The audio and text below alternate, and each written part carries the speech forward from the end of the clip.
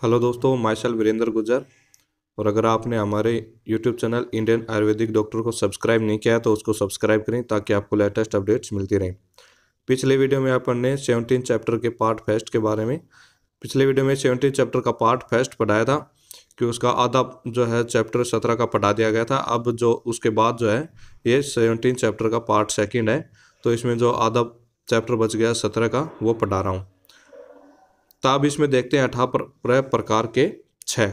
तो 18 प्रकार के 6 कौन से होते हैं वो देखते हैं क्वेश्चन नंबर 63। तो 18 प्रकार 6 जो हैं 18 प्रकार के होते हैं टोटल, और वो कौन कौन से होते हैं वो देखते हैं। वात पित्त कफ 3 दोषों का 6। तो 3 कौन से हो गए, जो वात पित्त और कफ, इनका 3 दोषों का 6 हो गया। 7 हो गया रस आदि धातुओं का 6, मतलब रस रक्त मांस मेद अस्थि मज्जा और शुक्र।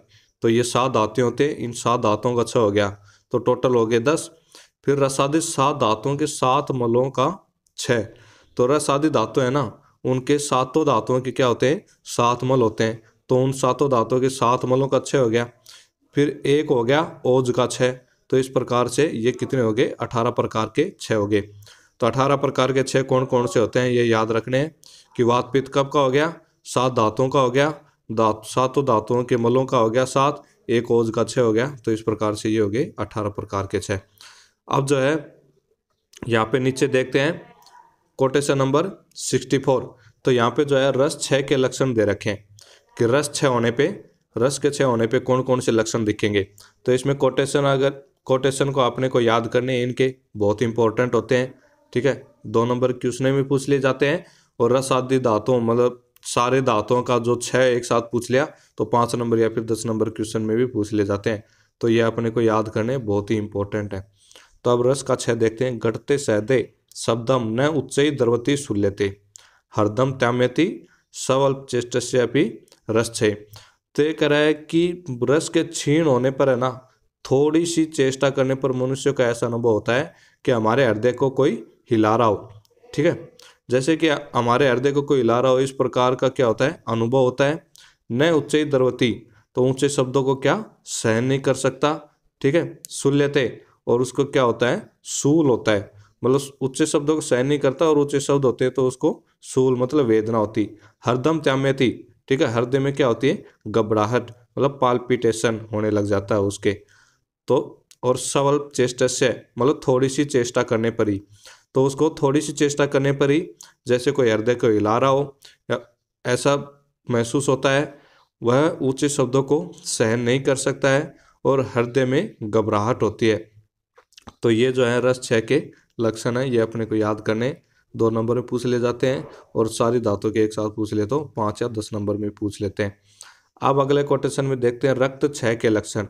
तो रक्त 6 के लक्षण, इसको कोटेशन याद करना है, याद हो तो ठीक है, इंपॉर्टेंट है ये। पुरुषा स्फुटिता मलाना तव रुक्षा रक्त संचय। तो रक्त के संचय होने पे 6 होने पे कौन कौन से लक्षण दिखाई देते हैं। पुरुषा मतलब त्वचा क्या हो जाती है पुरुष कठोर हो जाती, स्फुटिता मतलब उसमें क्या हो जाते हैं स्फोट हो जाते हैं, ठीक है। फिर मलाना वो क्या हो जाती है मलिन मतलब मुरझाई हुई हो जाती है, और त्वक रुक्ष हो जाती है। तो ये जो है इसमें त्वचा में दिखाई देते हैं रक्त संचय के लक्षण। तो इसमें क्या है कि रक्त 6 होने पर त्वचा कैसी हो जाती है पुरुष हो जाती है, स्फुटित फटी हुई हो जाती है, मुरझाई हुई हो जाती है और रुक्ष हो जाती है। तो ये किसके हो गए रक्त 6 के लक्षण हो गए। अब अपन देखते हैं मास 6 के लक्षण। तो मास 6 के लक्षण कोटेशन देखते हैं। मास 6 विशेषण स्फिग ग्रीवा उदर शुष्कता।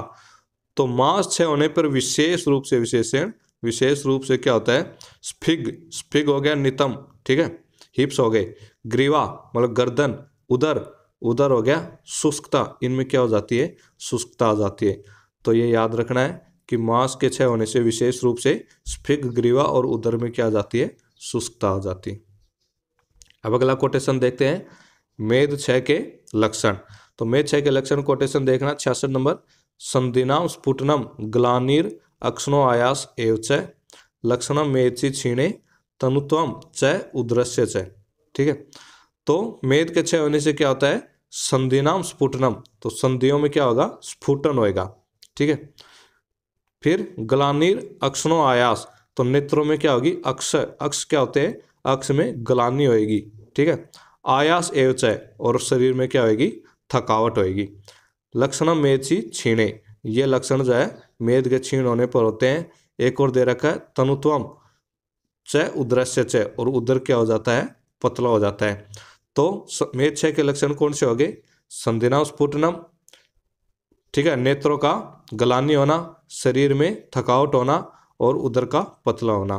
तो ये क्या हो गए, मेद क्षय के लक्षण हो गए। अब नेक्स्ट देखते हैं, ये मैंने ऊपर जो है एक जैसे होते हैं वो तो वो अलग लिख रखे हैं ताकि इनमें कंफ्यूजन ना हो, कि धमनी स्थिरता जो होती है वो मांस क्षय में होती है, और शिरा स्थिरता जो होती है वो रक्त क्षय में होती है। तो ये जो है अपने को कंफ्यूजन ना हो इसके लिए लिख रखा है, धमनी स्थिरता मांस क्षय, शिरा स्थिरता रक्त क्षय, ये याद रखने। अब देखते हैं अस्थि क्षय के लक्षण। अस्थि क्षय के लक्षण 67 नंबर कोटेशन। तो इसमें देखना, केश, लोम, नख, श्मश्रु द्विज, प्रपतनम सरमय, ठीक है। गेयमस्ति छे लिंगम, संधि शिथिले में च, देखो संधि शिथिले में, संधि में स्थिरता आ गई, किसमें, अस्थि क्षय में, ठीक है। अब इसमें देखना कि अस्थि क्षय में क्या होता है, केश बाल हो गए, लोम मतलब रोम हो गए, नख, ठीक है, श्मश्रु दाढ़ी, परपतनम सरमय, ये क्या होते हैं, परपतन मतलब गिरने लग जाते हैं, ठीक है। तो केश, लोम, नख, दाढ़ी और द्विज दंत जो है परपतनम गिरने लग जाते हैं। सरमय क्या होती है, शरीर में थकावट होती है, ठीक है। और इसके अलावा क्या होता है, संधि शिथिल्य में मतलब संधियों में स्थिरता होती है। तो ये किसके हो गए, अस्थि क्षय के लक्षण हो गए। तो ये अपने को याद करने। अब नेक्स्ट देखते हैं मज्जा क्षय, कोटेशन नंबर 68। तो मज्जा क्षय के लक्षण देखते हैं, शीर्यंत इव च अस्थनि दुर्बलानि लघुनि च परततम वात रोगिणी क्षीणे मज्जनी देहिना। तो मज्जा क्षय के लक्षण क्या हो गए, शीर्यंत इव च अस्थनि, तो अस्थियों में जैसे कटकर गिर रही हो, शीर्यंत मतलब कट के गिरना, ऐसा प्रतीत होता है, ठीक है। मज्जा क्षय होने पर अस्थियां कट के गिर रही हो ऐसा प्रतीत होता है। दुर्बलानी, और क्या होती है, दुर्बलता होती है, और लघुनी लघुता हो जाती है। मतलब अस्थियों की बता रहा है कि अस्थि जैसे कट कर गिरी हो ऐसा होता है, अस्थि दुर्बल हो जाती है और अस्थि क्या हो जाती है, लघु हल्की हो जाती है। फिर आगे देखना परततम वात रोगिणी, और वह मनुष्य परततम मतलब सदा, वात रोगिणी वात रोग से पीड़ित रहता है, ठीक है। मज्जनी देना, ये क्षीण मज्जा के लक्षण है। अब आगे देखते हैं शुक्र क्षय के लक्षण। शुक्र क्षय के लक्षण ये सबसे ज़्यादा इनमें जो है थोड़ा इम्पोर्टेंट है। अब मतलब इम्पोर्टेंट तो ये सारे हैं, अपने को सारे याद करने हैं, ठीक है। अब इसके लक्षण देखना, शुक्र क्षय के, दौर्बल्यम, मुख शोषस, पांडुत्वम, सदनम, सरमय, क्लब्यम, शुक्र अविसर्गस, क्षीण शुक्र से लक्षणम। मतलब शुक्र के क्षय होने पे क्या होगी, व्यक्ति में दौर्बल्यम दुर्बलता आएगी, मुख शोष मतलब मुख सूखेगा, पांडुतम, ठीक है, शरीर में क्या हो जाएगा, पीलापन हो जाएगा, सदनम शरीर में क्या होगा, अवसाद होएगा, सर में थकावट होएगी, क्लब्यम नपुंसकता आ जाएगी, शुक्र अविसर्ग, शुक्र जो है नहीं निकलेगा, ठीक है, शुक्र उसका जो है मैथुन के समय शुक्र नहीं निकलेगा। क्षीण शुक्र से, क्षीण शुक्र होने पर ये लक्षण दिखाई देते हैं। तो ये अपने को याद करना है, क्षीण शुक्र होने पर शुक्र क्षय पे कौन से लक्षण दिखाई देते हैं। तो दौर्बल्य, मुख शोषस, पांडुतम, सदनम, सरमय, क्लब्यम, शुक्र अविसर्गस। अब नेक्स्ट देखते हैं पुरुष क्षय के लक्षण, ठीक है। पुरुष क्षय के लक्षण देखते हैं, क्षीणे स्कृति च अंतराणी पीड़यन्तीव मारुते वृक्षस्य अन्मयन कुक्षिम तिर्यक उद्रोम च गस्ती, ठीक है। तो पुरुष के क्षय होने पर क्या हो जाती है, क्षीणे सकृति, सकृति मतलब सकृत, सकृत होता है पुरुष, ठीक है। तो इसके क्या हो जाती है, एक तो रुक्षता हो जाती है, ठीक है। फिर आंतरियों को मतलब आंतराणी पीड़यन्तीव, तो आंतर को क्या करती है, पीड़ित करती है, कौन, मारुत वायु, ठीक है। तो इसमें लिख रखा है कि जो सकृत पुरुष के क्षीण हो जाने पर वायु जो है उनकी आंतरियों, आंत को पीड़ित करती हुई क्या कर देती है, उदर को टेढ़ा कर देती है, ठीक है। यहाँ पे लिख रखा है कुक्षी तिर्यक उदरो मतलब तिर्यक कर देती है, किसको, कुक्षी को। फिर रुक्षस्य अनुमनयन, तो शरीर में क्या हो जाती है, रुक्षता हो जाती है। तो इसका मतलब पुरुष जो है, पुरुष क्षय के लक्षण पे क्या होते हैं, एक तो शरीर में रुक्षता हो जाएगी, ठीक है। और फिर क्या करेगी, पुरुष क्षय से क्या होगी, वात पर कुपित होगी, और वात पर कुपित क्या करेगी, आंतों को जो है पीड़ित करेगी, और इन फिर उनको क्या कर देगी, तिर्यक और उदर मतलब ऊपर की तरफ क्या कर देगी, टेढ़ा कर देगी। तो ये इसके अब हिंदी में दे लेते हैं। शरीर रुक्ष हो जाता है, उस रुक्ष पुरुष की आंतड़ियों को पीड़ित करती हुई वायु उदर को क्या कर देती है, टेढ़ा कर देती है या फिर ऊपर उठा देती है, और उदर में क्या करती है, तिरछे और ऊपर को चलती है। अब नेक्स्ट देखते हैं मूत्रक्षय के लक्षण। तो मूत्रक्षय के लक्षण में देखना, मूत्रक्षय, मूत्र कृच्छ्रम, मूत्र व्यवरणम एव च पिपासा बाधते च आस्य मुखम च प्रीशुष्यति। मतलब कि मूत्रक्षय होने पे क्या होगा कि मूत्र कृच्छ्रम, मूत्र क्या आएगा, कष्ट से आएगा, ठीक है, मूत्र जो है कष्ट से बाहर निकलेगा। मूत्र व्यवरणम, मूत्र का रंग जो है प्राकृत रंग वो क्या हो जाएगा, बदल जाएगा, व्यवरण हो जाएगा। पिपासा, उसको पिपासा होएगी। बाधता, ठीक है, पिपासा बाधते च आस्य मुखम, और मुख कैसा रहेगा उसका, सूखा रहेगा, मुखम च प्रीशुष्यति, ठीक है। पिपासा बाधते च आस्य मुखम च प्रीशुष्यति, मतलब रोगी जो है अधिक प्यासा रहेगा और उसका मुख जो है सूखा रहेगा। तो ये किसके, मूत्रक्षय के लक्षण हो गए। अब अपन आगे देखते हैं नेक्स्ट। तो यहाँ पे जो है मैंने कंफ्यूजन वाले थोड़े से और लिख रखे हैं कि संधि शून्यता जो है वो मेद में मिलती, संधि शिथिल्यता अस्थि में मिलती है, और अस्थि शून्यता किस में मिलती है, मज्जा में। तो ये थोड़े से याद रखना, ये कंफ्यूजन वाले हैं, मतलब एक जैसे दिखने वाले हैं। संधि शून्यता मेद, संधि शिथिल्यता तो अस्थि, और अस्थि शून्यता तो मज्जा। अब यहाँ पे लिख रखा है कि ओज जो दो प्रकार के होते हैं, पर ओज और अपर ओज, वो नीचे पढ़ेंगे। तो यहाँ पे मैंने लिख रखा है पर ओज जो है उसकी मात्रा कितनी होती है, 8 बिंदु होती है, और वो स्थान कहाँ होता है उसका, हृदय में।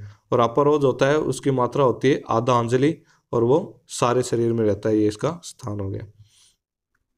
अब अपन नीचे देखते हैं कोटेशन नंबर 72।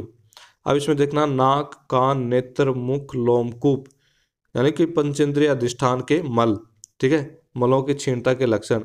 मतलब जो 7 मल दे रखे थे, ठीक है, उनमें पुरुष मूत्र आ गया, और ये बाकी ये पंचेंद्रिय अधिष्ठान आ गए। तो इनकी जो मलों की क्षीणता के लक्षण बता रहा है। तो इसमें देखना, मलायनानि च अन्यानि शून्यानि च लघुनि च विशुष्कानि च लक्षणते यथा स्वम मल संचय। मतलब कि अब हिंदी में देखना, भिन्न भिन्न स्थानों के क्षय होने पर जितने मल के स्थान है वे सब अपने अपने मल के क्षय होने पर क्या हो जाते हैं, शून्य हो जाते हैं। मतलब जहाँ जहाँ मल रहता है ना, वहाँ वहाँ उन स्थानों में अगर मल का क्षय हो गया तो क्या हो गया, वहाँ पे जो है शून्यता हो जाएगी, लघुता हो जाएगी, और वो मतलब जो स्थान है वो कैसे हो जाएंगे, शुष्क हो जाएंगे, ठीक है। तो ये 3 पॉइंट और हैं, वहाँ पे शून्यता, लघुता और शुष्कता आ जाएगी। फिर कह रहा है इसी तरह मूत्र और मल के क्षय होने पर मलाशय और मूत्राशय, तो मूत्र का रहता है मूत्राशय में, मल का रहता है मलाशय में। तो इसलिए कह रहा है कि मूत्राशय और मलाशय में क्या हो जाएगी, शून्यता, लघुता और शुष्कता हो जाएगी। तो ये किसके हो गए, मलों के क्षय के लक्षण। अब अपन नेक्स्ट देखते हैं ओज क्षय के लक्षण। तो ओज क्षय का लक्षण ये बहुत ही ज्यादा इंपॉर्टेंट है, ठीक है, तो ये बहुत ज्यादा बार पूछ लिया जाता है। तो ओज क्षय के लक्षण देखना, विभेति दुर्बलो अभिक्षम ध्यायति व्यथितेन्द्रिय दुष्क्षय दुर्मना रुक्षय छामस चव ओज से क्षय। मतलब ओज के क्षय हो जाने पर मनुष्य क्या रहता है, भयभीत रहता है। विभेति मतलब भयभीत, ठीक है, मनुष्य भयभीत रहेगा, ठीक है। अब क्या करेगा, बार बार चिंता करेगा, और उसकी इंद्रियां क्या रहती हैं, पीड़ित रहती हैं, व्यथित इंद्रिय पीड़ित, है ना, इंद्रियां पीड़ित रहती हैं, और उसके शरीर का वर्ण जो है क्या हो जाएगा, बदल जाएगा।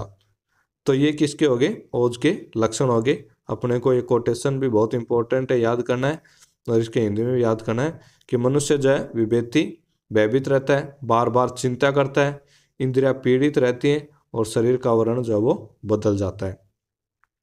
अब यहाँ पे नीचे विमर्श में देखना इसी के में कि सुश्रुत ने जो है ना, इसके 3 भेद बताए ओज के क्षय के 3 भेद बताए सुश्रुत ने, कौन कौन से, विश्रंस, व्यापद और क्षय। ये पिच लेवल का क्वेश्चन है, अपने चरक का पेपर लगेगा उसमें तो नहीं पूछा जाएगा, ठीक है ना। तो सुश्रुत ने ओज के 6 के 3 भेद बताए हैं, विषरंश, व्यापद और क्षय। अब नेक्स्ट देखते हैं। तो यहाँ पे लिख रखा है कि ओज शरीर में जो है चरक ने 2 प्रकार का बताया, एक तो पर ओज होता है, एक अपर ओज होता है।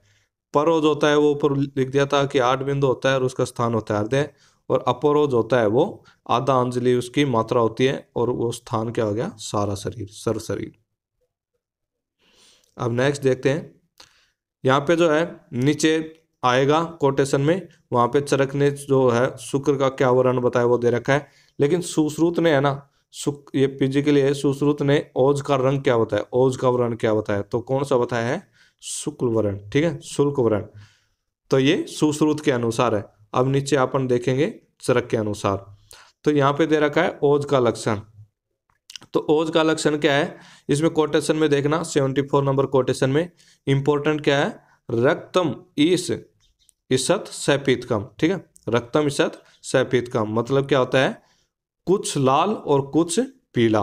तो ये क्या होता है, इसका ओज का वर्ण बताया किसने, चरक ने। तो सुश्रुत ने क्या बताया, शुल्क वर्ण, सुश्रुत ने शुल्क वर्ण बताया ओज का, और इसने ओज का लक्षण क्या बताया है, चरक ने रक्तम ईसत सैपीतकम, कुछ रक्त और कुछ पीला, ठीक है। फिर वह शरीर में ओज कहा जाता है, उसके नाश से किसका, मनुष्य का नाश हो जाता है। तो ओज जो है सबसे उत्कृष्ट जो है सार है, उसके नाश से किसका, मनुष्य का नाश हो जाता है। अब यहाँ पे देखना, यहाँ दिखा रखा है सुश्रुत, सुश्रुत ने कौन सा माना है, शुल्क वर्ण। अब नीचे देखते हैं नेक्स्ट। इसमें अब कोटेशन नंबर 75 कि ओज की उत्पत्ति शरीर में कैसी होती है। तो ओज की उत्पत्ति कैसी होती है शरीर में, अब इसमें हिंदी में देखना। इस पर आचार्य ने बताया कि मनुष्य के शरीर में प्रथम ओज की उत्पत्ति होती है, ठीक है। तो इसमें इतना ही लिखा है कि शरीर में सर्वप्रथम है ना ओज की उत्पत्ति होती है, लेकिन कैसी होती है ये नहीं बताया। मतलब इसके जो आगे और भी जो है कैसी वर्ण होती है, कैसी गंध होती है, कैसा रस होता है, ये दे रखा है। तो सर्पी वर्णम, तो उसका वर्ण कैसा होता है ओज का, सर्पी के समान। मधु रसम, रस कैसा होता है, मधु के समान, और गंध कैसी होती है, लाजा के समान, ठीक है। दान के अलावा, लाज मतलब दान का अलावा होता है। तो ये अपने को याद रखने कि उसका वर्ण कैसा होता है, उसका रस कैसा होता है और उसकी गंध कैसी होती है। तो चरक ने जो है 2 बताए दे, एक तो रक्तम ईसत सैपीतकम ये वर्ण बताया, और एक दूसरा बताया सर्पी वर्ण। तो ये दोनों याद रखने, मधु रसम लाजगंधी। अब नेक्स्ट देखते हैं ओज उत्पत्ति में उदाहरण, ठीक है। ओज की उत्पत्ति किस प्रकार से होती है, इसका किससे तुलना की गई है वो देखते हैं। इसमें लिख रखा है, जिस तरह भौरे फल और फूलों से रसों को एकत्र कर मधु इकट्ठा करते हैं, वैसे ही मनुष्य के शरीर में रहने वाले गुण अपने कर्मों द्वारा ओज को एकत्रित करते हैं। ये कह रहा है कि जो भौरे होते हैं ना, वो फल या फूल से रसों को एकत्र करते हैं और मधु को क्या करते हैं, इकट्ठा करते हैं, ठीक है। उसी प्रकार कह रहा है कि मनुष्य के शरीर में जो गुण रहते हैं, मनुष्य के शरीर में जो गुण रहते हैं वो अपनों के कर्मों के द्वारा किसको इकट्ठा करते हैं, ओज को एकत्रित करते हैं। तो मतलब कि ओज की उत्पत्ति में उदाहरण किसको दिया गया है, भौरों और फल और फूल को दिया गया है। अब नेक्स्ट देखते हैं। तो यहाँ पे मैंने लिख रखा है पीड़िकाओं के दुष्य। तो पीड़िकाओं के परमे पीड़िकाएं जो 7 होती हैं, उसके दुष्य कौन कौन से होते हैं, कफ, पित्त, मेद और मांस। तो ये अपने को याद रख रहे हैं कि पीड़िकाओं के दुष्य कौन से होते हैं, कफ, पित्त, मेद, मांस। अभी और ये नीचे भी आ जाएगा अभी जब परमे पीड़िका पढ़ेंगे। अब यहाँ पे जो है कोटेशन नंबर 76-77 क्षयों के सामान्य कारण दे रखे हैं कि क्षय जो हो रहे हैं इनके सामान्य कारण क्या है। तो क्षय के सामान्य कारण होने के देखना, अधिक व्यायाम, अपन अधिक व्यायाम कर ले तो दांतों का क्या होगा, क्षय होएगा। अनशन मतलब खाना नहीं खा रहे, ठीक है, तो उससे भी। अधिक चिंता कर रहे हैं, अधिक रुक्ष भोजन कर रहे हैं, अल्प भोजन कर रहे हैं, परिमित भोजन करना, ठीक है। तिर हवा और धूप में बैठना, भय, शोक, रुक्ष, मदिरा आदि का पान हो गया, रात्रि जागरण कर रहे हैं। कफ, रक्त, शुक्र और मलों का अधिक मात्रा में निकलना, मतलब कफ हो गया, रक्त हो गया, शुक्र हो गया या मल हो गए, ये अधिक मात्रा में निकल रहे हैं शरीर से। काल मतलब वृद्धावस्था, वृद्धावस्था में वैसे दांतों का क्षय होने लग जाता है। आदान काल हो गया, तो आदान काल में क्या होता है, दांतों का क्षय होता है। भूतोपघात, ठीक है, कोई भी चोट वगैरह लगी तो उससे भी क्या होता है, दांतों का क्षय होता है आदि ओज क्षय में कारण बन जाना चाहिए। तो ये किसके हो गए, ये क्षय के सामान्य कारण हो गए। अब अपन जो है नेक्स्ट देखते हैं। तो ये अपन ने क्षय के सामान्य कारण जो है देख लिए। अब अपन सप्त पीढ़िका, जो प्रमेय की 7 पीढ़िकाएं होती है उनके बारे में पढ़ते हैं। तो पहली बात तो ये बात याद रखनी है कि जो प्रमेय पीढ़िकाएं कितनी होती हैं। एक बार क्वेश्चन पूछ लिया गया था कि प्रमेय की कितनी पीढ़िकाएं होती है, तो कंफ्यूज हो गए थे कि कितनी होती हैं, ठीक है। तो याद रखना है प्रमेय की 7 पीढ़िकाएं होती हैं और इन सातों के जो है अपने को नाम भी याद रखने। तो यहाँ पे जो है कोटेशन में, अब नीचे कोटेशन में देखते हैं कि मधुमेह विषयक निदान और संप्राप्ति। तो मधुमेह का जो है निदान क्या है, मतलब उसके कारण क्या है और संप्राप्ति क्या है, ये बता रखिए। तो अपने को ये तो याद करनी नहीं है इसमें, ठीक है। वो मधुमेह का चैप्टर आएगा ना, उसमें अपन पढ़ लेंगे कि मधुमेह किसके कारण होते हैं और, ठीक है, उसके निदान और संप्राप्ति क्या है। तो अब अपन आगे देखते हैं। यहाँ पे जो इम्पोर्टेंट है वो 79 नंबर श्लोक में है कि श्लेष्मा पित्तम च मेदश्च मासम च अति प्रवर्धते। मतलब ये दूष्य दिए गए हैं, ठीक है। प्रमेय पीड़िकाओं में जो दूसरे होते हैं वो दिए गए हैं कि कफ, पित्त, मेद और मांस, ये क्या होते हैं, ये 4 दूसरे होते हैं प्रमेय पीड़िका में। इनको याद रखना है। प्रमेय पीड़िका के दूसरे पूछ ले जाए तो दूसरे जो है कौन होते हैं। अब इसमें नीचे विमर्श में देखना कि मधुमेह का प्रधान कारण कौन होता है, वायु होती है। तो प्रधान दोष कौन हो गया मधुमेह में, वायु, ये याद रखना है। प्रमेय से शरीर की पोषक धातुओं का क्षय होता है। तो प्रमेय में क्या होता है, पोषक धातु जो होती है ना उनका क्षय होता है। तो ये सारी चीजें अपन मधुमेह में पढ़ लेंगे।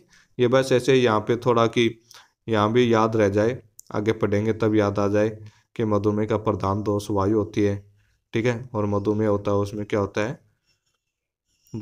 धातुओं का क्षय होता है। अब यहाँ पे देखना, यहाँ पे जो है ये 7 पीड़िकाएं दी गई हैं और इन 7 पीड़िकाओं के जो है नाम दिए गए हैं। श्राविका, कच्छपिका, जालिनी, सर्स्पी, अलजी, विंता और विदर्ती। ये क्या है, 7 पीड़िकाओं के नाम है। तो ये 7 पीड़िकाओं के नाम जो है अपने को याद करने हैं। और अब इनके अलग अलग के बारे में जो है क्या क्या लक्षण होते हैं वो डिटेल में पढ़ेंगे अब आगे। तो यहाँ पे जो है देखना है एक बार कि यहाँ पे जो है टेबल दी गई है, यहाँ पर में पीड़िकाएं दी गई है। तो ये अपने को तो ओनली चरक चरक का याद करना है क्योंकि सेकंड एम में अपने चरक की आती है। लेकिन ये जो सुश्रुत का है ये पीजी के हिसाब से अपने को याद करना है। तो चरक ने जो है प्रमेय पीड़िका कितनी बताई है, 7 बताई है। और सुश्रुत ने प्रमेय पीड़िका कितनी बताई है, 10 बताई है। तो याद रखना है। तो 7 तो सुश्रुत ने वैसी की वैसी बताई है और मसूरिका, पुत्रिणी और बिदारिका, ये 3 जो है सुश्रुत ने एक्स्ट्रा मानी है। तो याद रखना, चरक ने प्रमेय पीड़िका 7 बताई है और सुश्रुत ने प्रमेय पीड़िका 10 बताई। अब देखते हैं इनका अलग अलग का लक्षण। तो ये जो है 10 नंबर में भी प्रमेय की 7 पीड़िकाओं का लक्षण पूछ लिया एक साथ, 5 नंबर 10 नंबर में पूछ सकते हैं। या फिर 2 नंबर में जो है एक एक का लक्षण पूछ लेंगे, जैसे श्राविका का लक्षण बताओ, कच्छपिका का लक्षण बताओ। तो इस प्रकार से एक एक पूछे तो 2 नंबर में पूछ लेंगे और एक साथ तो 10 नंबर में पूछा जा सकता है। तो अपने को याद करनी।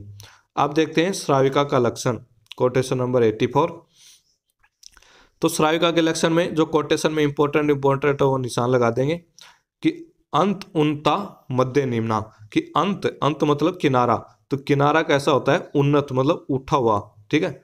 तो किनारा तो इसका उठा हुआ होता है और मध्य निम्ना, मध्य क्या होता है, निम्न मतलब गड्ढा होता है। तो जैसे श्राविका जैसे मिट्टी के वो आते हैं ना गड्ढे, गड्ढे के ऊपर क्या लगाया जाता है, एक ढक्कन लगाया जाता है मिट्टी का ही बना हुआ, ठीक है। तो वो क्या होता है, किनारों से तो उठा हुआ होता है और बीच में जो है क्या होता है, गड्ढा होता है। तो श्राविका जो है उसी के समान होती है, अंतुन्नता और मध्य निम्ना। फिर इसके अलावा जो लक्षण दे रखे हैं वो देखते हैं। वर्ण में श्याव, तो श्राविका क्या होगी, से याद रख लेना कि श्राविका श्याव होती है। क्लेद होता है, पीड़ा से युक्त होती है और देखने में श्राव के आकार की। तो इसलिए तो इसका नाम श्राविका पड़ा है क्योंकि ये क्या इसके आकार की होती है, श्राव के आकार की होती है। तो ये किसका हो गया, श्राविका के लक्षण हो गए। अब अपन अगला कोटेशन देखते हैं 85, कच्छपिका का लक्षण। तो कच्छपिका के लक्षण में इंपॉर्टेंट क्या है, महावास्तु परिग्रहा, मतलब महावास्तु परिग्रहा। तो जिसका वास्तु, वास्तु मतलब मूल, महा कैसा होता है, महा होता है, और परिग्रहा मतलब गहरा जो होता है उसका दूर तक होता है। तो जिसका मूल जो है महान बड़ा होता है और गहरा जो है दूर तक होता है, तो वो कौन सी होती है, कच्छपिका। कच्छपिका मतलब कछुए के जैसी, है ना।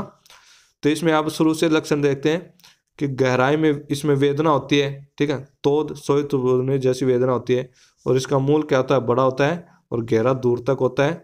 स्पर्श करने में कैसी होती है, चिकनी, और देखने में आकृति कैसी होती है, कछुए के पीछ के आकार की। तो याद रखना है कि इसकी आकृति कच्छपिका, कच्छपिका से आ रहा है ना, कच्छपिका कछुआ, है ना। तो कछुए की पीठ के आकार की जो है इसकी आकृति होती है। तो ये कच्छपिका के लक्षण हो गए। अब अपन नेक्स्ट देखते हैं जालिनी, जालिनी का लक्षण। तो जालिनी के लक्षण 86 नंबर श्लोक। तो इसमें इंपॉर्टेंट क्या है, सूक्ष्म छिद्रा। तो इसमें छिद्र कैसे होते हैं, सूक्ष्म मतलब छोटे छोटे होते हैं। अब इसमें देखना और जो लक्षण देखते हैं, जिस पिटका के चारों तरफ जकड़ाहट। तो इसमें क्या होती है, जालिनी मतलब जकड़ाहट, जैसे जय याद रख लेना, जालिनी जकड़ाहट।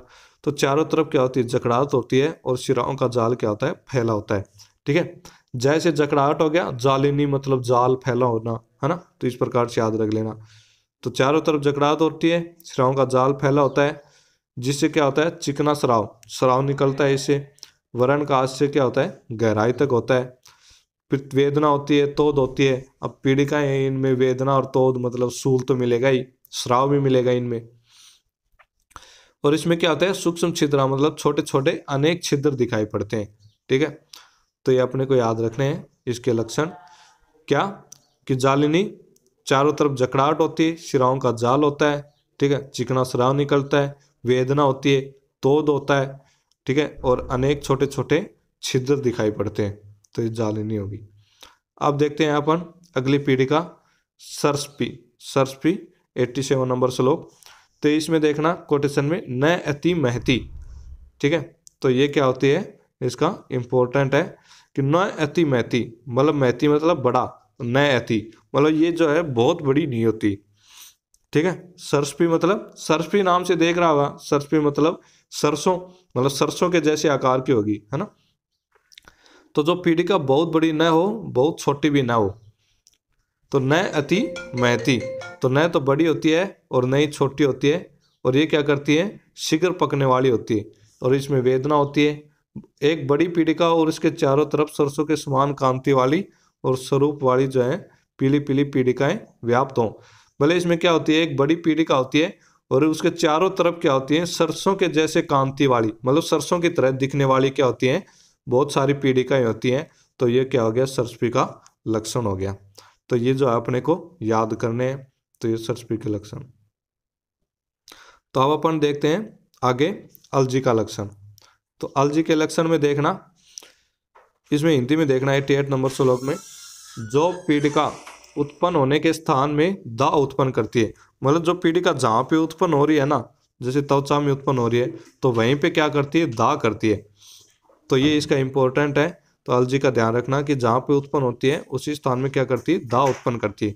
फिर आगे देखना तृष्णा, मोह, जवर को देने वाली जवर होता है इसमें, शीघ्र ही फैल जाती है। फिर लगातार क्या हो, इसमें अग्नि से जलने के समान वेदना होती है। इस पीड़िका का नाम क्या है, अलजी। तो ये अपने को इसके लक्षण याद रखने। अब अगला देखते हैं विनता। तो विनता के लक्षण देखना, विनता में इंपॉर्टेंट क्या लगा रखा है, नीला, ठीक है। तो विनता में देखना बीच में क्या आता है, न आता है, तो न से नीला याद रखना। तो विनता के लक्षण में आप देखते हैं क्या होगा, इसमें गंभीर वेदना होती है, ठीक है, ये क्लेद युक्त होती है। पीठ में या उदर प्रदेश में होने वाली बड़ी और बीच में गड्ढे वाली नील वर्ण की पीड़िका। तो इसमें पीड़िका का वर्ण कैसा होता है, नील वर्ण, ये इंपॉर्टेंट है, ठीक है। तो ये इस प्रकार से किसके, विनता के लक्षण हो गए। अब अपन अगले देखते हैं विदर्दी पीड़िका के भेद। तो विदर्दी पीड़िका के भेद कितने होते हैं, विदर्दी तो अगली 7वें नंबर जो है, और ये इंपॉर्टेंट भी है, ये अकेले भी बहुत ज्यादा बार पूछी जाती है विदर्दी पीड़िका।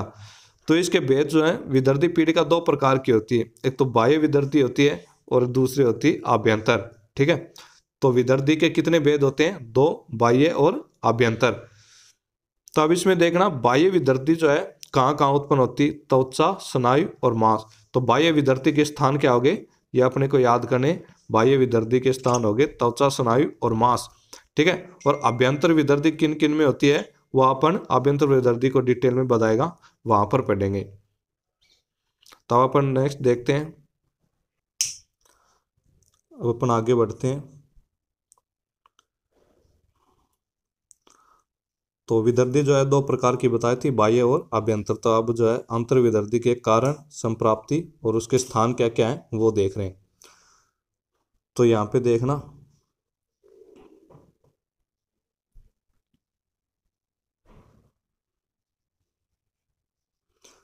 तो इसके कारण में देखना अंतर विधर्ती के कारण कौन से होते हैं। एक तो बासी भोजन हो गया, विदाही अन्न हो गया, ठीक है, उष्ण हो गया, रुक्ष, शुष्क आहार द्रव्य, इनका अधिक भोजन कर लिया, मतलब कि उष्ण हो गया, रुक्ष हो गया या फिर शुष्क आहार द्रव्य है, इनका अधिक भोजन कर रहा है, विरुद्ध भोजन कर रहा है, ठीक है।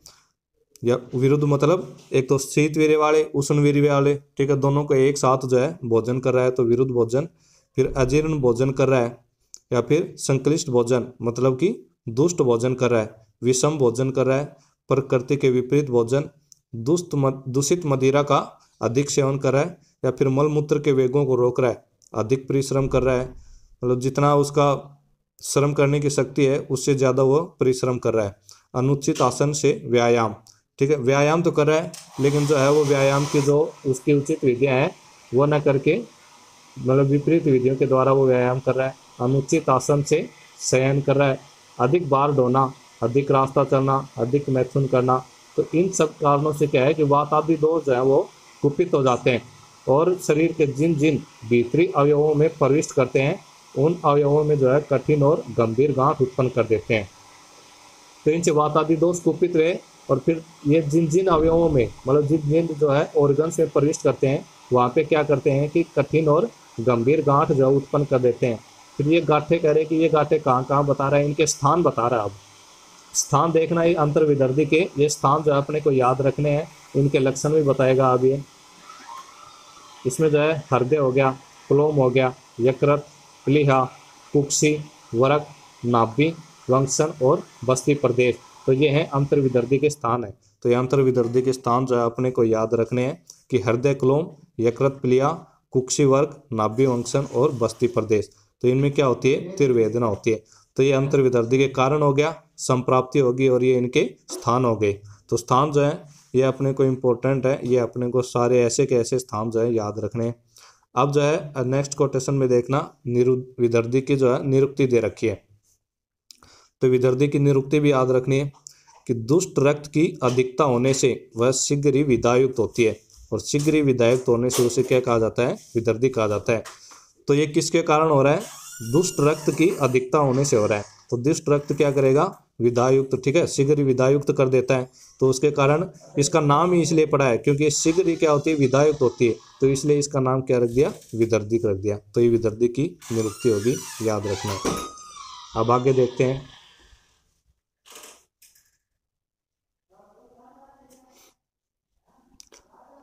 अब इसमें देखना पच्यमान विधर्ती के लक्षण, कोटेशन नंबर 98। तो इसमें पच्यमान विधर्ती के जो है लक्षण बता रखे हैं, ये अपने को याद करने इंपॉर्टेंट है। इस कोटेशन में देखना, च उन्मुख कैरिव दह्यते, मतलब उसमें किसके समान, उन्मुख, उन्मुख मतलब जैसे कि जलते हुए अंगारे होते हैं ना, उन्मुख जलते हुए अंगार है, तो उसके जलने के समान क्या होगा, उसमें दा होता है, दह्यते दा होता है। फिर अगला देखना, वश्च कैरिव दस्यते, तो जैसे बिच्छू काट लिया हो तो उसमें जिस प्रकार की वेदना होती है तो उसी प्रकार की वेदना होती है। तो ये किसका होगा, पच्यमान विधर्ती के लक्षण। तो ये दो याद रखने हैं, एक तो उन्मुख कैरिव दह्यते और वृश्चिक कैरिव दस्यते। तो वृश्चिक कैरिव दस्यते जो है ये आम वात में भी मिलता है। आम वात में भी क्या होता है, वृश्चिक कैरिव मतलब बिच्छू के काटने पर जिस प्रकार वेदना होती है उसी प्रकार की इसमें भी वेदना होती है। अब नेक्स्ट देखते हैं।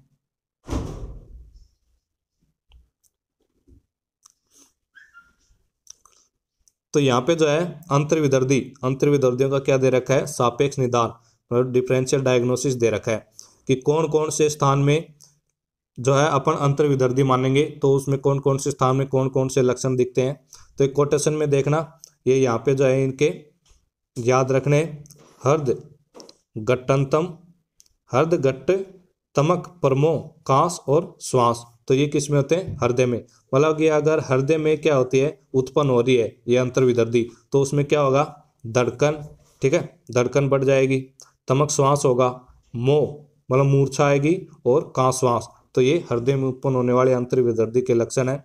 फिर अगले देखना, क्लोम जायाम पिपासा मुख शोष गलगरह।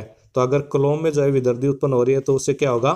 पिपासा होगी, प्यास होगी, मुख शोष मतलब मुख सूख जाएगा, और गलगरह मतलब गले में क्या होगी? जकड़ाहट, जकड़ाहट हो जाएगी, गलगरह हो जाएगा। अब देखना, यकृत जायाम श्वास है। अगर यकृत में विदर्दी हो रही है तो उसमें क्या होगी? श्वास मतलब श्वास की वृद्धि हो जाएगी। अब प्लीहा जायाम उच्छ्वासो अवरोध है, तो उसमें क्या हो जाएगा? अगर यकृत प्लीहा में अगर विदर्दी हो रही है तो वहां क्या आएगी? उच्छ्वास अवरोध, तो उच्छ्वास का क्या हो जाएगी? रुकावट। कुक्षी जायाम कुक्षी पार्श्व अंतरांश शूलम, तो कुक्षी में अगर वो विदर्दी जो है उत्पन्न हो रही है तो वहां क्या होगा? मतलब कि कुक्षी मतलब उदर में, पार्श्व मतलब पार्श्व में, ठीक है, पार्श्व अंतरांश, पार्श्व अंतरांश, पार्श्व और जो कंधे हैं, अंश बोलते हैं कंधों को, तो पार्श्व और कंधों में क्या होगा? उनके बीच में शूल होएगा। तो ये कुक्षी मतलब कुक्षी में विदर्दी उत्पन्न हो रही है तो उसके लक्षण है। आप देखते हैं वरक जायाम पृष्ठ कटी ग्रह, तो अगर वरक में जो है विदर्दी हो रही है तो उससे क्या होगा? पृष्ठ और कटी में क्या होगा? ग्रह, जकड़ाहट हो जाएगी। फिर आगे देखना, नाभि जायाम, ठीक है, हिक्का। अगर नाभि में जो है विदर्दी हो रही है तो क्या होगा? हिक्का आएगी उसको। वंक्षण जायाम शक्ति साधय, तो वंक्षण में अगर विदर्दी हो रही है तो शक्ति मतलब पैर, इसमें क्या होगा? साध, अवसाद हो जाएगा मतलब थकावट होएगी। बस्ती जायाम कृच्छ्र पुति मूत्र वर्चस्तम चैती, अगर मूत्राशय में जो है बस्ती में विदर्दी उत्पन्न हो रही है तो वहां पे क्या होगा? कृच्छ्र मतलब कठिनता से, पुति मतलब गंध, तो कठिनता से क्या होगा? दुर्गंध युक्त मूत्र और मल का त्याग होगा। तो ये अपने को स्थान के अनुसार जो है अंतर्विदर्दी हो रही है उसके लक्षण याद रखने हैं। ये 2 नंबर में या फिर 5 नंबर में एक साथ इनको पूछ लिया जाता है। अब नेक्स्ट देखते हैं,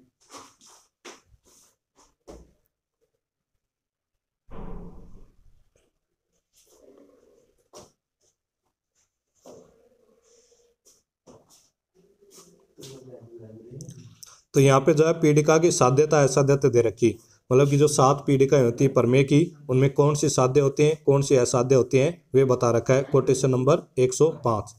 तो इसमें नीचे देखना, श्राविका, कच्छपिका, जालिनी, ये 3 पीड़िकाएं क्या होती हैं? अधिक कष्ट देने वाली, मतलब कि असाध्य होती है, ठीक है। एक मिनट इसमें हिंदी में देखना, कफ और मेद जिन व्यक्तियों के शरीर में ज्यादा होती है उन व्यक्तियों में अधिक कष्ट देने वाली, ठीक है, और बलवती, श्राविका, कच्छपिका और जालिनी, ये 3 पीड़िकाएं होती है। अब कोटेशन नंबर 106 में देखना, सरस्पी, अलजी, विंता, विदर्दी, ये 4 पीड़िकाएं क्या होती हैं? साध्य होती हैं। मतलब जो 7 पीड़िकाएं होती हैं उसमें 3 पीड़िकाएं तो होती हैं असाध्य, ठीक है, और ये जो 4 पीड़िकाएं होती हैं ये क्या होती हैं? साध्य होती हैं। तो इसके साध्य असाध्य याद रखने कि कौन सी पीड़िकाएं साध्य होती हैं और कौन सी पीड़िकाएं असाध्य होती हैं। अब नेक्स्ट देखते हैं, स्थान के अनुसार पीड़िकाओं की असाध्यता, कोटेशन नंबर 107, कि स्थान के अनुसार, ये तो वैसे नॉर्मल बता दिया कि कौन सी पीड़िकाएं साध्य और असाध्य होती हैं, लेकिन अब स्थान के अनुसार बता रहा है कि कौन कौन से स्थान में अगर पीड़िकाएं उत्पन्न होगी तो वे असाध्य होंगी। फिर इसमें देखना कोटेशन में, मर्म, संवंशे, गुदे, पाणियों, स्तने, संधिसु, पाद्यों, तो इनमें क्या होती हैं? अगर इनमें जो है स्थान में पीड़िकाएं हो गई तो वो क्या होंगी? असाध्य होगी। मतलब मर्म, अगर मर्म स्थान में हो रही, स्वंत से, ठीक है, मतलब अंश, अंश मतलब कंधा, कंधे में हो रही, गुद, गुदा में हो रही, पाणियों मतलब हाथ, स्तने मतलब स्तन, संधि मतलब संधि हो गया, और पादे मतलब पैर। तो अगर इनमें पीड़िकाएं हो रही है तो वो क्या होती हैं? असाध्य होती हैं। तो इसको ट्रिक लिख रखी है, मैग, पापा से सिसाला, तो मतलब एम से क्या हो गया? मर्म, ए से अंश, जी से हो गया गुद, पी ए पाणियों, और फिर एक और अलग पी ए से पाद हो गया, और सी से क्या हो गया? स्तन, और ठीक है, फिर सा से क्या हो गया? संधि। तो इस प्रकार से ये जो है इसकी ट्रिक है। नेक्स्ट देखते हैं,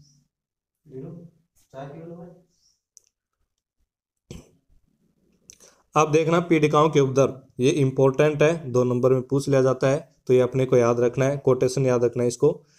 तट श्वास मांस संकोच मोह हिक्का मज्जवरा विसर्प मर्म संरोधा पीड़िका नाम उपद्रवा। मतलब कि पीड़िकाओं के कारण जो है कौन कौन से उपद्रव होते हैं वो दे रखे हैं। तो इसमें प्यास, ठीक है, फिर श्वास हो गया, मांस का सड़ना मतलब मांस संकोच मांस का सड़ना, ठीक है, मोह मूर्छा हो रही है, हिक्का आ रही है, मद हो रहा है उसके, ठीक है, जवर हो रहा है, विसर्प या फिर मर्म संरोधा मर्म में क्या होती है रुकावट हो रही है। तो ये क्या हो गए पीड़िकाओं के उपद्रव हो गए। तो ये पीड़िकाओं के उपद्रव जो है इंपॉर्टेंट है, अपने को याद करने, इस कोटेशन को याद कर लेना। अब नेक्स्ट देखते हैं। तो यहाँ पे दे रखा है दोषों की त्रिविध गति। तो दोषों की कितनी गतियां होती हैं? 3 प्रकार की गतियां होती है। तो कौन कौन सी दे रखी है? अब नीचे इसमें हिंदी में देखना, दोषों की गतियां 6, ठीक है, स्थान और वर्दी, ये 3 गतियां होती हैं। तो याद रखना कि दोषों की त्रिविध गति होती है 6, स्थान और वर्दी। फिर इसके अलावा जो है 3 प्रकार की गति और होती है। तो वो कौन सी होगी? ऊर्ध्व गति, अधः गति और तिर्यक गति, ठीक है। फिर 3 भेद और दे रखे हैं, कोष्ठ, शाखा और मर्मास्ती संधि। तो ये जो है 3 प्रकार की गति और 3 प्रकार के 3 से भेद दे रखे हैं। एक तो कौन सी होगी? दोषों की गतियां पूछे तो ये तीनों ही लिख देनी है। 6 स्थान वर्दी, ठीक है, ऊर्ध्व अधः तिर्यक गति, और तीसरा कौन सा हो गया? कोष्ठ, शाखा और मर्मास्ती संधि गति। तो ये दोषों की क्या होगी? त्रिविध गतियां होगी। अब नीचे देखते हैं। तो यहाँ पे जो है इसमें टेबल में दे रखा है कि दोषों की गतियां। तो दोषों की कौन सी होगी? प्राकृत, वहां पे 3 बताई थी ना कि 6 स्थान वर्दी, मतलब प्राकृत होती है वो तो क्या होती है? स्थान मतलब नॉर्मल, और वैकृत में कौन सी आती है? 6 और वर्दी। फिर इसमें कोष्ठ, शाखा और मर्मास्ती संधि दे दी, ये 3 गतियां होगी। फिर ऊर्ध्व अधः और तिर्यक गति ये हो गई। अब नीचे देखते हैं अगले कोटेशन में, कोटेशन नंबर 114। तो इसमें जो है ऋतु के अनुसार दोषों की गतियां दे रखी। तो ऋतु के अनुसार दोषों की गतियां कौन सी? कालकृत गति पूछ ले, दोषों की कालकृत गति, या फिर ऋतु के अनुसार दोषों की गति पूछ ले। तो अपन ने वाग्भट मतलब अष्टांग हृदय जब पढ़ी थी तो वहां पे देखा था संचय, प्रशमन और प्रकोप, ठीक है, ये वाली सारणी। मतलब एक जगह क्या लिखना है? संचय, ठीक है, एक जगह प्रकोप लिखना है, और एक जगह क्या लिखना है? समन। फिर उसमें देख रहे थे ना कि वात का संचय, प्रकोप, प्रशमन किस में होता है, फिर पित्त का संचय, प्रकोप, प्रशमन किस में होता है, और कफ का संचय, प्रकोप, प्रशमन कौन सी ऋतु में होता है। तो वो वाली सारणी जो अपने को इसमें लिखनी है कि ऋतु के अनुसार या फिर कालकृत गति पूछ ले। तो यहाँ पे देखना है इसमें लिख रखा है, हिंदी में देखते हैं आप। पित्त, कफ और वायु, इन तीनों दोषों का क्रम से संचय, प्रकोप, प्रशमन वर्षा, शरद, हेमंत, शिशिर, वसंत और ग्रीष्म, इनमें क्या होता है। मतलब अब अपन ऊपर से देखते हैं वात का संचय, प्रकोप और प्रशमन। तो वात का जो है संचय किस में होगा? ग्रीष्म, ठीक है, और फिर वर्षा में क्या होगा? प्रकोप होगा, और ग्रीष्म वर्षा, फिर इसके बाद शरद में क्या होगा? इसका संचय होगा। अब पित्त का देखते हैं, पित्त का वर्षा में संचय होता है, ठीक है, और प्रकोप में होता है शरद में, और वसंत में क्या होता है? इसका समन होता है। फिर कब का देखते हैं, शिशिर में संचय, शिशिर, फिर वसंत में प्रकोप, और फिर ग्रीष्म, ठीक है, ग्रीष्म में इसका क्या होता है? समन होता है। तो इस प्रकार से जो अपने को सारणी बना के उसमें आ जानी है। अब नेक्स्ट देखते हैं।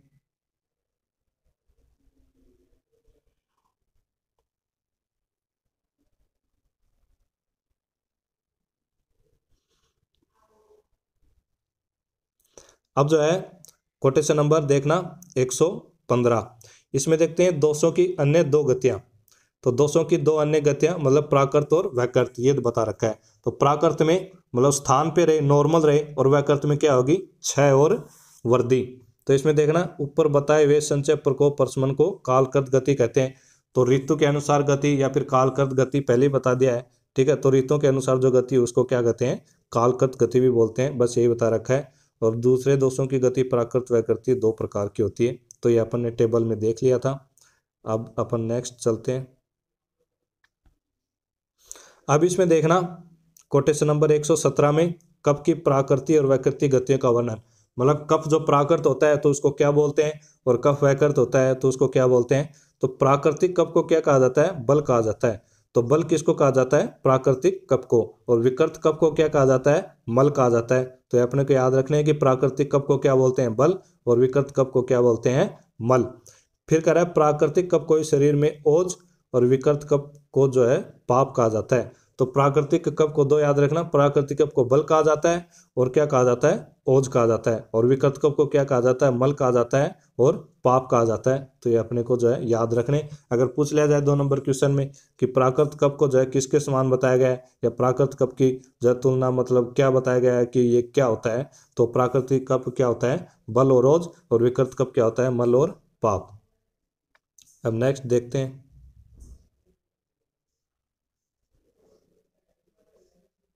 तो यहाँ पे जो अपना चैप्टर खत्म हो गया है। नेक्स्ट वीडियो में अपन नेक्स्ट चैप्टर के बारे में पढ़ेंगे। धन्यवाद।